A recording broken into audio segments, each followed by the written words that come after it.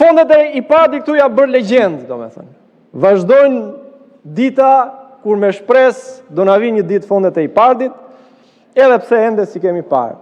Në fakt i ministrit aktual është ministrja e Akademisë së Barinjve ajo e cila i zhduku fondet e IPARD-it, dhe që me qënë se i përmendi dhe ministri aktual, do duhet që t'jeve llogarinë Bashkimin Evropian se ku i çoj këto fonde, te Barinjt, te Lopët, te Viçat, ku i çoj, apo në vilat e saj, e tuajat, për të hapur pastaj fondet që presim të na vinë sot e kësaj dite.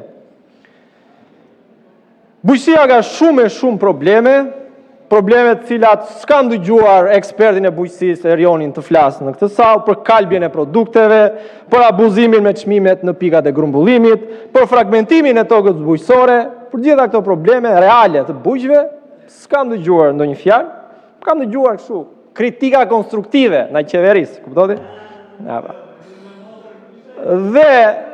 Dhe mjafton të përmendesh hallet reale të njerëzve.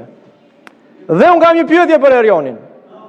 Erion, ti që je opozita e vërtetë për në kësaj salle, si do votosh kur të vinë në parlament ligji që tokën bujqësore, atë se ka gëzuar do të shqiptari për 35 vjet, edhe pse ka paguar taksën, prapë nuk është kompensuar, tokën bujqësore t'i hapet paralelja të huajve në thonjza mu. Se për ata shqiptar janë që nga trafiku që kanë bërë lart e poshtë, ka mundur të marrë një pasaport huaj, t'u hapet pra trajektoria atyre që të vinë dhe t'u blejnë gjoja, t'ja blejnë shteti shqiptar.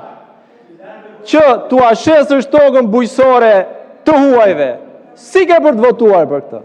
Çfarë qëndrimi do mbash? A do kesh guximin ta themi?